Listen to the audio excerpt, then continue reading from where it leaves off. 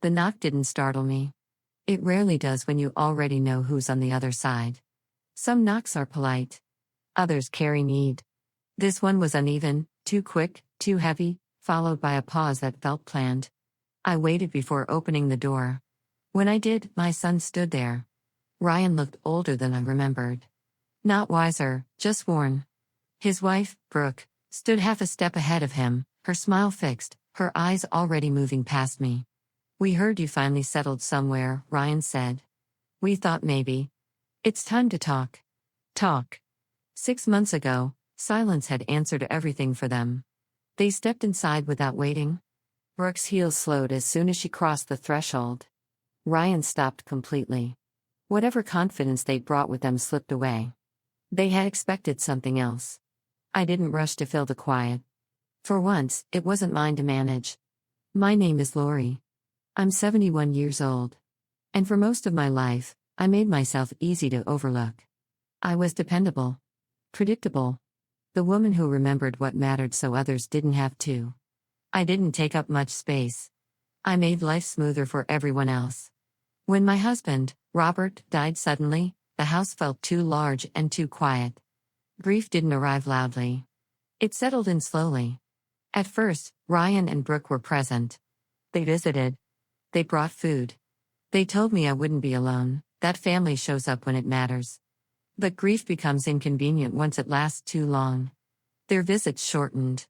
Their calls slowed. Weeks passed without hearing from them. Then one afternoon, they returned. Not with concern. With paperwork. Brooke spoke smoothly, as if this were practical, even generous. She said the house was impractical for me now. That it made sense for them to take over. Ryan stood beside her, explaining timelines and logistics, careful not to look at me. They told me I should be grateful for the time they were giving me. I reminded Ryan of the life we'd built there. Of the woman who raised him inside those walls. He didn't argue. He didn't stop her either. A week later, I left the house with one suitcase and the understanding that I had been quietly removed from my own life. They thought that was the end of me. So when they stood in my apartment now, taking in the clean lines, the calm, the way I didn't rush or apologize, their discomfort was immediate. They hadn't come to reconnect. They'd come because they assumed I was still someone they could take from. What they didn't know was this: I wasn't asking for anything back. They believed losing my home had broken me, but what I gained afterward gave me something they never expected. I didn't offer them a seat. That alone changed the tone.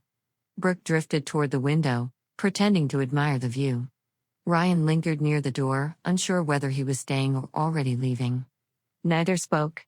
They were waiting for me to do what I always used to do: explain, soften, smooth things over. I didn't. "This is nice," Brooke said at last. "Smaller than the house, of course. But comfortable." I nodded once. Ryan cleared his throat. "We were surprised," he said. "We didn't think you'd settle so quickly." Settle? As if I'd simply misplaced something and found a replacement. "You said you wanted to talk," I replied. My voice didn't rise. It didn't bend either. Brooke exchanged a glance with Ryan before stepping in. "We've been reflecting," she said. "Everything that happened back then, emotions were high. Maybe some things were handled poorly." Handled poorly? I met her eyes. "What do you want?" The question landed harder than I expected. Ryan shifted his weight. Brooke adjusted her grip on her purse. "We just think it's time to move forward," she said. "Clear the air. Be a family again." Ryan finally spoke. "I thought this was best for everyone," he added quietly. That sentence stayed in the room. I studied them, the tension in Brooke's posture, the way Ryan waited for me to rescue him from his own words. "I'm not angry," I said. "I'm just clear." Brooke frowned. "Clear about what?" "About how quickly support disappears when it becomes inconvenient," I said. "And how easily it returns when someone thinks there's something to regain." The room felt tighter after that. "That's not fair," Brooke said. "We did what made sense at the time." "So did I." Silence followed. Not awkward. Final. Brooke glanced around again, slower this time. "So how are you managing all this on your own?" There it was. The real question they'd come for. "I'm not managing," I said. "I'm choosing." Ryan's eyes flicked toward the door. Brooke's confidence shifted into calculation. They had come expecting leverage. They left realizing they had none. They walked out thinking this was just distance, but what followed would make separation permanent. They didn't call after that. Not the next day. Not the next week. I didn't check my phone. Their silence no longer felt like abandonment. It felt deliberate, on both sides. Then one morning, my phone rang. It wasn't Ryan. It was a number I didn't recognize. "Mrs. Caldwell?" the man asked. His voice was calm, professional. "My name is Daniel Moore. I'm calling regarding the property on Hawthorne Drive." The address didn't need explanation. "Yes," I said. "There's been a request submitted for refinancing," he continued. "Before we proceed, we need to verify ownership details." "Ownership?" I sat down. "There may be some confusion," I said evenly. "I no longer live there." "Yes," he replied, "but according to our records, your name remains listed." The pieces aligned quietly. After Robert died, I hadn't been ready to face paperwork, titles, transfers, legal language. Ryan had offered to handle it. I hadn't corrected him when he delayed. I told myself I'd deal with it later. Later had arrived. What exactly was requested? I asked. "A full refinance," he said. "A substantial amount. We require consent from all listed parties." After the call ended, I didn't feel angry. I felt prepared. They hadn't come to my apartment to reconnect. They'd come to see whether I knew. That afternoon, I scheduled 2 appointments. One legal. One financial. I didn't explain myself much. I didn't need to. Both professionals asked the same question once they reviewed the documents. Why wasn't this updated sooner? I was waiting, I said. The process was straightforward. Signatures. Corrections. Ownership clarified. Boundaries finally written down. 3 days later, Ryan called. His voice was careful now. Measured. "Mom.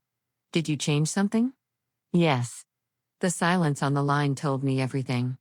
"The bank contacted us," he said finally. "They said the refinance can't move forward." "That's correct." Brooke's voice cut in, sharp and controlled. "You didn't have to do this." I paused before answering. "I did." Ryan exhaled slowly. "We were just trying to organize things. For yourselves," I said. No one argued. They didn't apologize either. They didn't need to. Because the shift wasn't emotional anymore. It was permanent. They thought this was a setback, but the next move I made ensured they would never try again. The shift didn't arrive loudly. It revealed itself in small, unmistakable ways. Ryan stopped calling. Brooke tried once, left a voicemail that sounded practiced, careful, unfinished. I didn't return it. Not out of anger, but because there was nothing left to clarify. A week later, someone else called. Margaret from down the street, the neighbor who brought food after Robert passed. Her voice was hesitant. "I hope this isn't awkward," she said, "but Ryan mentioned you're being difficult about the house." Difficult. That's what clarity sounds like to people who benefit from confusion. "I'm not being difficult," I replied calmly. "I'm being precise." There was a pause. "Oh," she said softly. "That's not how it was described. That wouldn't be the last conversation like that." Questions travel faster than gossip.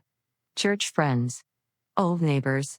People who remembered me as agreeable, accommodating, easy to manage. They weren't asking what I'd done wrong, they were trying to understand why the story no longer lined up. Ryan and Brooke had assumed silence would protect them. Instead, it created space. Then came the email. A real estate attorney I didn't recognize. Formal. Neutral. Mediation requested. Not reconciliation, mediation. They wanted compromise. I read it once. Then closed it. I didn't respond right away. 2 days later, another message arrived. Shorter. Tighter. They wanted to resolve things amicably. Amicable had never been the issue. Control had. I replied with one sentence. All matters regarding the property are resolved. That was accurate. What they were really asking for wasn't access to the house. It was access to me. Without my flexibility, their plans stalled. Without my silence, their version weakened. And without my cooperation, they had to explain themselves, to banks, to neighbors, to each other. I didn't need to correct them. Reality was already doing that. A few days later, I ran into Ryan at a grocery store across town. He looked startled, like he hadn't expected me to exist outside his frustration. "Mom," he said quietly. "You could have talked to us." I met his eyes.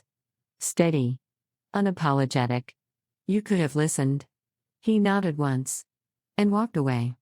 That's when it settled fully. I hadn't taken anything from them. I had simply stopped giving. They believed distance would cool this down, but the final consequence was already unfolding, and it wouldn't be subtle. The final consequence didn't come from me. It came from paperwork. 2 weeks after the mediation email, another message arrived. This one wasn't asking for compromise. It wasn't asking for conversation at all. It was a notice. The refinance request had been formally denied. Not delayed. Not paused. Denied. Without my consent, there would be no restructuring. No access to equity. No financial flexibility tied to that house. What Ryan and Brooke had planned depended on something they no longer controlled. They called that same evening. I let it go to voicemail. Ryan's message came first. His voice was tight, careful, stripped of confidence. "Mom, we really need to talk. This is getting complicated." Brooks followed minutes later, shorter, sharper. "We're running out of options. Please call us back." Options. That word told me everything. I didn't return either call. Instead, I met with my attorney again. We finalized what should have been settled months ago. Ownership clarified. Authority documented. Boundaries made permanent. Nothing dramatic happened. And that was the point. A few days later, Ryan showed up at my door alone. He didn't knock the way he used to. This time, he waited. When I opened the door, he didn't step inside. He looked smaller somehow. Less certain. "They're selling the house," he said quietly. "We have to." I nodded. I already knew. "The bank won't work with us," he continued. "Not without you." "I understand," I said. He hesitated. "We didn't think it would go this far." "No," I replied gently. "You didn't think I would." That was the truth he hadn't been ready for. He stood there for a moment longer, then said, "I'm sorry." It wasn't dramatic. It wasn't loud. But it was late. "I hope things work out for you," I said. And I meant it, without surrendering anything. He left without asking to come in. After that, there were no more calls. No more messages passed through neighbors. No more attempts at mediation. The story settled. Not because I fought, but because I stopped bending. I didn't win something back. I kept what was already mine. And for the first time in a long while, that was enough. Some evenings, I still make tea for two out of habit. Chamomile. No sugar. Then I smile at myself and set one cup back. The apartment stays quiet, but it's no longer empty. It holds only what I've chosen to keep: light, order, and a peace that doesn't ask for permission. Ryan calls occasionally now. Not to ask for anything. Not to explain. Just to check in. We speak carefully. Slowly. As two adults learning where the new lines are. That's enough for me. I don't wonder anymore whether I was too firm or too late. Boundaries don't erase love, they show where it's allowed to live. I lost a house. I gained a life that no longer requires me to disappear inside it. And when I lock my door at night, I don't feel shut in. I feel settled.